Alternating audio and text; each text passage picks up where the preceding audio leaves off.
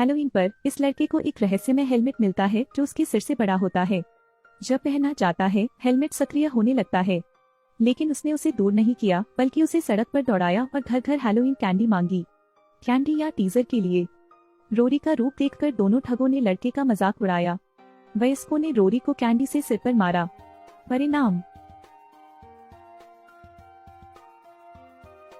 विस्फोट के बाद रोरी ने दो खलनायकों को डराते हुए फिर से हेलमेट उठाया। वह अभी भी नहीं जानता था कि वह बड़ी मुसीबत में पड़ रहा है। घर के रास्ते में दो विदेशी जानवरों ने उसे घेर लिया। यह आखिर क्या है? कुछ दिन पहले एक विदेशी अंतरिक्ष यान का सामना एक शिकार से हुआ। इस प्रकार उन्होंने एक आयामी अंतर खोला और प्रवेश किया। जब वह बाहर गया तो एक मानव उपग्रह से भी टकरा गया। पीछा करने से बचने के बावजूद अंतरिक्ष यान को गंभीर क्षति हुई और वह वापस लौटने में असमर्थ रहा। ठीक उसी तरह अंतरिक्ष यान पृथ्वी में दुर्घटनाग्रस्त हो गया।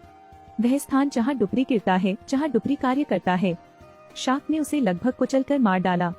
डुबरी जांच के लिए आगे बढ़ी। उसने कुछ हरे द्रव की खोज की, साथ में एक ओवरसाइज ब्लैक हेलमेट और एलियन नीचा ग्लव्स। अचानक एक छिपा हुआ एलियन प्राणी उन पर हमला कर देता है। साथ ही की मौके पर ही मौत हो गई। इस समय दस्ताने ने एक गुप्त हथियार उड़ाया जिसने विदेशी प्राणी को मार गिराया। खतरे से निपटने के बाद गॉन्टलेट ने फिर से एक छोटी सी गेंद मारी। डुबरी को पहले इस नारकीय स्थान से गिरना पड़ा। यहाँ सेना चलती है। वे एलियंस को वापस बेस पर ले आए। तब उन्होंने जीव विज्ञानी केसी को राक्षस का विश्लेषण करने के लिए आमंत्रित किया। केसी ने उसका रूप देखा और चकित रह गया। सेना ने केसी को बताया, हम उसे ओडी कहते हैं। अगले दिन डुबरी ने पाया कि धातु की छोटी गेंद फिर से छिप सकती है, तो अन्य उपकरण निश्चित रूप से अच्छी चीजें भी हैं। इसलिए उसने अपने भाई शिपर से कहा कि वह एलियन हेलमेट और दस्ताने घर भेज दे। रोरी ने डिलीवरी प्राप्त की और सोचा कि ये सभी उसके पिता की ओर से उपहार हैं, तो वह सोफे पर बैठ गया। ऐसा लग रहा था कि उसने कोई बटन छुआ है। एक छोटा उपकरण पॉपअप होता है। नेविगेशन सिस्टम शुरू हो गया है।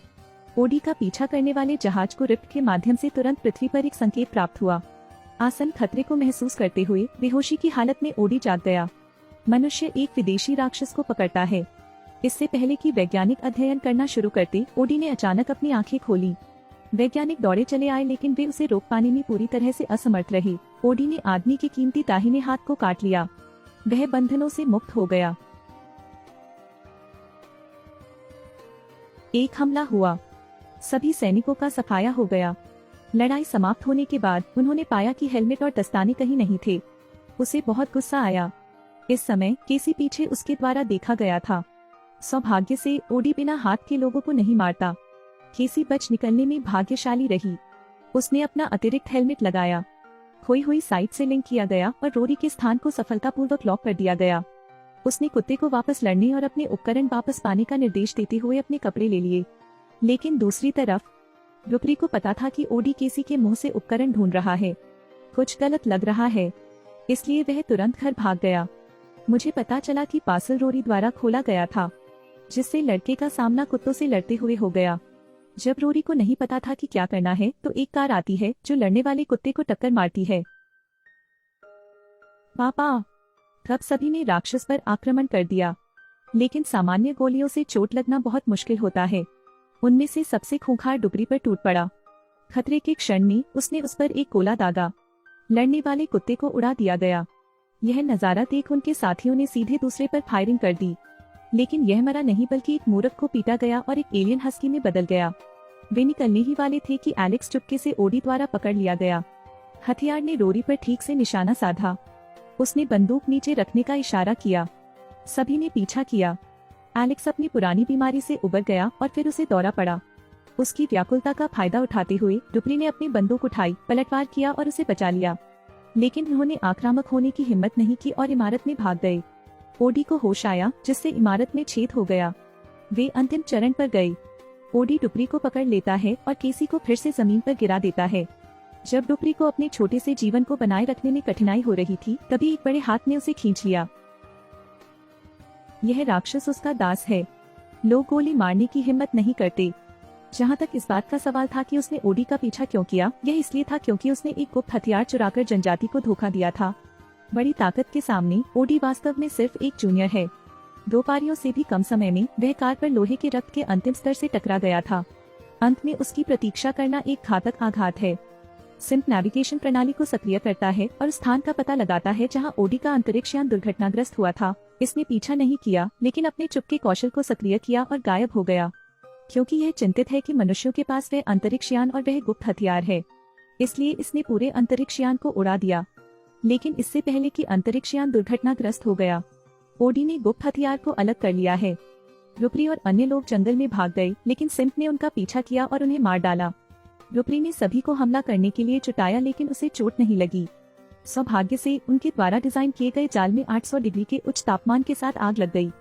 नतीजतन यह अभी भी काम नहीं करता है। टीम घायल हो गई। रुपरी को भी 80 मीटर फेंका गया।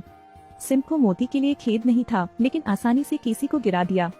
संतुष्ट होने के बाद वह रोरी को भी ले गया। उसके बाद यह उसे अध्ययन करने के लिए अपने गृहांतर वापस ले जाने की तैयारी कर रहा था।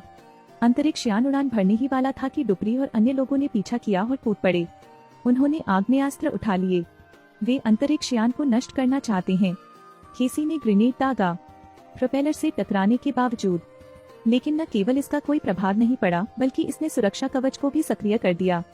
डुपरी ने इसे देखने के बाद नीचे रेंग लिया। लूकस भी उछल पड़ा। साथियों ने समय पर प्रतिक्रिया नहीं दी। उसके दोनों पैर कटे हुए थे। यह देखकर कि अंतरिक्ष यान निकलने वाला है, लूकस इंजन में कूद गया। अंतरिक्ष यान नियंत्रण खो बैठा और बड़े पहाड़ से जा टकराया। इन युद्धाभ्यासों ने सिम्प को पूरी तरह से क्रोधित कर दिया। जैसे ही डुपरी टूटने वाला था, केसी छिप रहा था और अचानक प्रकट हुआ। वह दुश्मन के ऊपर कूद गई, उसके सिर में गोली मार दी। सिम्प को सोने के लिए पीटा गया था। डुपरी ने उसे टक्कर मार दी। यह अंतरिक्ष यान के किनारे लुढ़क गया। रोरी अंतरिक्ष यान में स्लाइड करता है, सुरक्षा कवच को सक्रिय करता है और दुश्मन की बांह काट देता है। डुपरी ने हमले को चकमा दिया। वह दुश्मन की कीमती दाहिनी भुजा को उठाता है और 0.02 सेकंड के भीतर बटन दबा देता है। ठीक उसी तरह सिम्प ने अपनी लड़ने की शक्ति खो दी। डुपरी दुश्मन पर कुछ और शॉट फायर करने के लिए आगे बढ़ता है। सेना को ओडी द्वारा लाया गया गुप्त हथियार मिलने में अधिक समय नहीं लगा था। 1 घंटे की मशक्कत के बाद लोहे के डिब्बे से नीला धुआं निकला। वैज्ञानिक इस घटना की व्याख्या करने ही वाला था कि वह रहस्यमय उपकरण द्वारा अवशोषित हो गया। डिवाइस तुरंत लौह पुरुष के कवच की तरह बदलना शुरू कर दिया। वैज्ञानिक एक नेचा सैनिक में बदल गया। यदि आप इस कवच को धारण करते हैं तो क्या आप लौह पुरुष से लड़ सकते हैं? फिल्म यही खत्म होती है। अलविदा और फिर मिलते हैं।